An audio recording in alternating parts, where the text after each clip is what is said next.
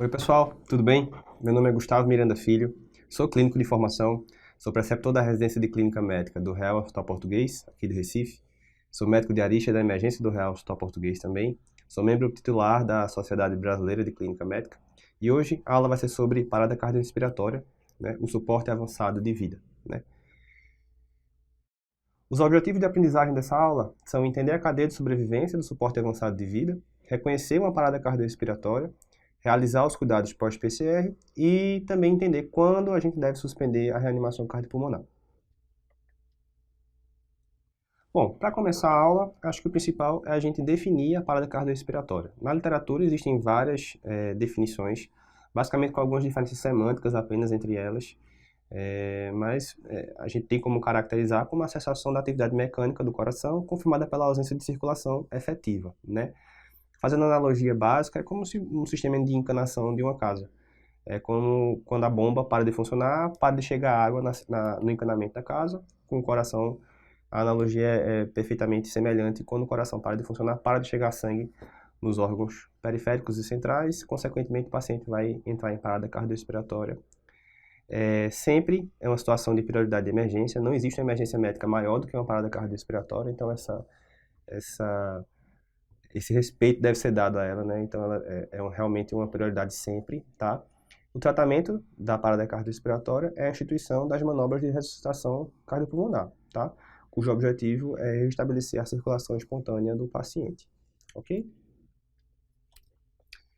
Falando sobre alguns dados também, esses dados são norte-americanos, tá? Porque basicamente quem publica sobre isso é a American Heart Association, eles que norteiam basicamente as condutas do suporte avançado com o programa de ACLS deles, né? Os dados norte-americanos falam que PCR intra-hospitalar basicamente corresponde a 1,2 dos adultos internados, né, nos Estados Unidos. Sobre a vida geral, difere um pouco dependendo do ritmo do paciente, se era um ritmo chocável ou não. Se o ritmo não foi chocável, basicamente a sobrevida tende a ser menor, em torno de 10,5%. Se o ritmo foi chocável, fica em torno de 49% a 50% de reversão, né, de sobrevida. O cenário de ocorrência basicamente vai influenciar assim no desfecho. Esse dado assim, pode até parecer óbvio quando você vê a uma primeira vista, né? O cenário de ocorrência da PCR vai influenciar na sobrevida do paciente. Mas não necessariamente com relação à efetividade da manobra. Se a manobra foi bem feita, independente de onde você fez, o paciente vai ter basicamente a mesma sobrevida, dependendo do agravo que ele teve e que motivou ele até aquela parada cardiorrespiratória. O que vai fazer diferença nesse caso é a monitorização. É quando você identificou essa parada cardiorrespiratória.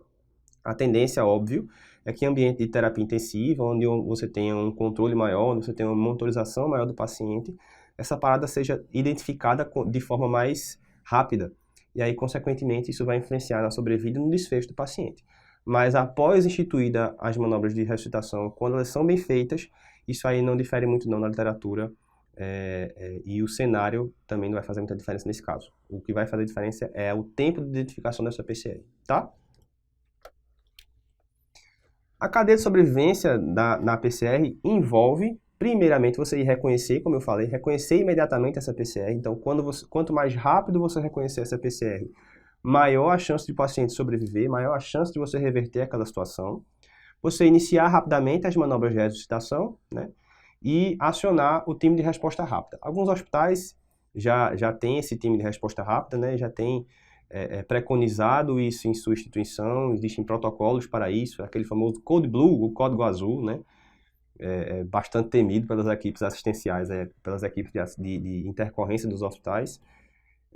Ou se você tiver num cenário de que você não tem um time de resposta rápida, você envolver os profissionais de saúde que estão prestando assistência àquele paciente para que realmente inicie as manobras o quanto antes, tá?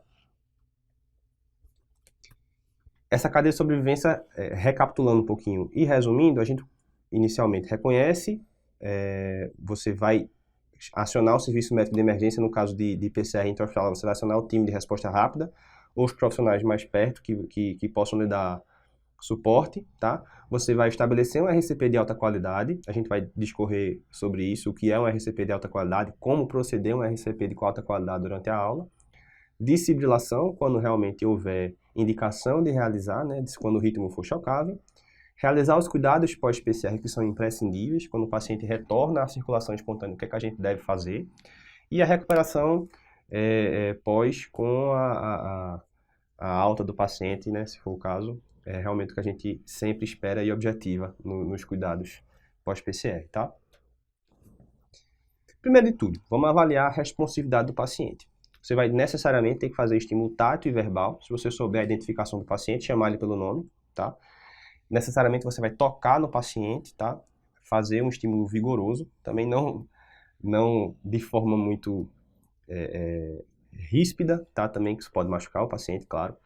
Mas você vai ter que fazer um estímulo verbal e tátil sempre, tá? Encostar no paciente sempre é preconizado, tá? Você vai chamar.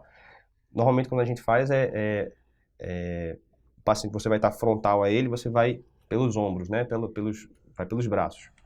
Chamar vigorosamente e aí identificar se o paciente vai estar responsivo ou não. Se o paciente estiver irresponsivo, você vai para o próximo passo, que é a checagem de pulso e respiração. Normalmente a gente preconiza, certo? E a gente está admitindo que todos que estão assistindo essa aula são profissionais treinados para tal, para reconhecer. Tem essa diferença entre o BLS e o ACLS, né, pela American Heart. Se o profissional vai ser treinado ou não, se aquela pessoa que identificou aquela PCR vai ser treinada ou não para tal. Mas eu estou admitindo aqui que, como é um suporte avançado, todos vão ser treinados. Então, a gente preconiza que seja checado simultaneamente o pulso, tá? Pulso preconizado é o pulso central e o pulso central preconizado é o pulso carotídeo. Só lembrando, bidigital, com a polpa do dedo, você vai, pela técnica, palpar a proeminência da cartilagem tireoide e lateralizar para sentir o pulso carotídeo do paciente, tá? Necessariamente você vai ter que checar também a respiração concomitante e a gente segue aquela linha de ver, sentir e ouvir, como está marcado aqui nessa figura.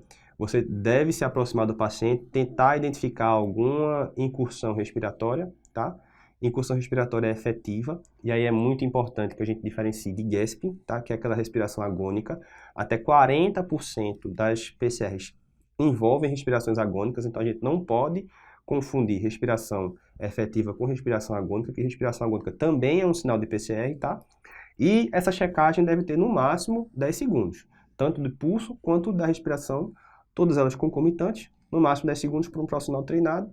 Você identificou que o paciente está sem pulso, você identificou que o paciente não está respirando, já tendo identificado que ele não estava respondendo, estava irresponsivo, você vai chamar ajuda. Não responde, não respira, não tem pulso, chama ajuda. Uma PCR nunca deve ser conduzida por uma pessoa só, tá? Então, essa tem que ser sua prioridade no momento. Se você estiver sozinho, chame alguém para lhe ajudar. Você chamou, instantaneamente você volta para prestar assistência do paciente. E esse chamar ajuda também não é aquele chamar ajuda de se desesperar. Não é socorro, parada. Até porque, normalmente, se você estiver num ambiente onde tenha mais pessoas, isso pode gerar um desconforto no ambiente que você tenha, e é ideal que o ambiente esteja controlado para que você tenha uma melhor efetividade na manobra, para que a manobra seja realmente mais efetiva. O ambiente tem que estar controlado. Você tem que estar calmo para exercer aquilo ali, porque você é quem vai dar norte para aquelas manobras, normalmente, tá? Se você for o líder daquela RCP, você vai ter que estar calmo, você vai ter que ter discernimento. Então, nenhum desespero, você vai chamar ajuda, calmo. Os profissionais que estiverem perto, prestando assistência àquele paciente, vão também chegar para lhe ajudar, e aí sim começar as manobras de ressuscitação cardiopulmonar, ok? Primeiramente, a parte mais importante, talvez, dessa aula, as manobras efetivas de compressão. Compressão, nesse caso, deve sempre ser monitorada se está sendo efetiva, tá, pessoal? Então, isso aí faz muita diferença se a compressão está sendo eficaz, porque isso realmente é que vai fazer a circulação, naquele momento da ressuscitação cardiopulmonar, ser efetiva, tá? Que a gente preconiza uma frequência de 100 a 120 compressões por minuto, tá? Com uma depressão do tórax de 5 a 6 centímetros de profundidade, sempre permitindo o retorno completo do tórax. Se você for pensar do ponto de vista de física, né? O nosso tórax, quando a gente respira, a gente gera pressão negativa, e aí o ar entra no sentido de fora para dentro, certo? Quando a gente faz a compressão do tórax, a gente está gerando pressão negativa também. Quando a gente deixa esse retorno completo do tórax, a gente tende a fazer pressão positiva, consequentemente, do tórax, e aí essa diferença de pressão que vai fazer com que haja circulação efetiva para aquilo dali. Então não adianta, se você comprimir pouco, você não vai gerar pressão suficiente. Se você não deixar o tórax retornar, você também não vai gerar pressão suficiente. Então, necessariamente, você tem que ter uma frequência boa, uma profundidade boa e um retorno completo do tórax para a gente poder efetivamente ter circulação durante aquela massagem, tá? Sempre, sempre, sempre minimizar a interrupção, tá? A gente sabe que quanto mais massagem efetiva tiver, maior e melhor o desfecho do paciente, maior a chance daquele paciente reverter aquela parada, tá? Sempre a gente vai fazer o movimento descendente, ascendente, descendente, ascendente, respeitando os 5 centímetros, 5 a 6 centímetros de profundidade. Sempre se posicionar lateralmente ao paciente, tá? De preferência, fazendo esse ângulo basicamente aí de 90 graus com o paciente em si. Se o paciente estiver na maca, normalmente ele vai estar na maca do hospital, você se ajoelhar na maca é o recomendado, tá? Realmente o ideal é você fazer essa angulação para o paciente para que você tenha mais efetividade e mais peso. Você vai jogar o peso do seu tronco em cima do tórax do paciente, tá? Acesso venoso, sempre tentar estabelecer. Se o paciente não tiver de acesso, você deve preconizar estabelecer um acesso venoso para esse paciente. Acesso preconizado pelo ACLS, acesso venoso periférico, certo? Não é acesso venoso central. Então não vá ficar agoniado de ficar buscando. Tem que funcionar a central do paciente, até porque a chance de você ter alguma complicação durante a PCR fazendo um acesso central é muito grande, né? Então sempre preconizar um acesso periférico, certo?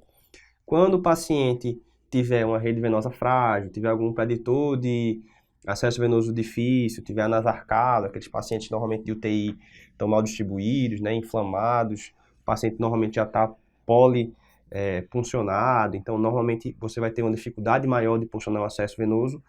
O segundo acesso preconizado pelo ACLS é o acesso intraósseo, tá? Não é o acesso venoso central, é o acesso intraósseo.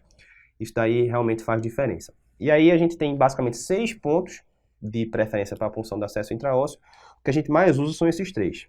1 a 3 centímetros abaixo da tuberosidade da tíbia, no malelo medial, certo? Lateralmente ao malelo medial, na verdade, medialmente ao malelo medial. E 2 a 3 centímetros acima do côndilo lateral do fêmur, certo? Sempre lembrando, acesso venoso central não é o recomendado, tá? Acesso venoso periférico. Você vai ter que estabelecer um acesso venoso porque você vai ter que administrar as medicações do intra-PCR, então necessariamente a gente tem que estabelecer, tá bom?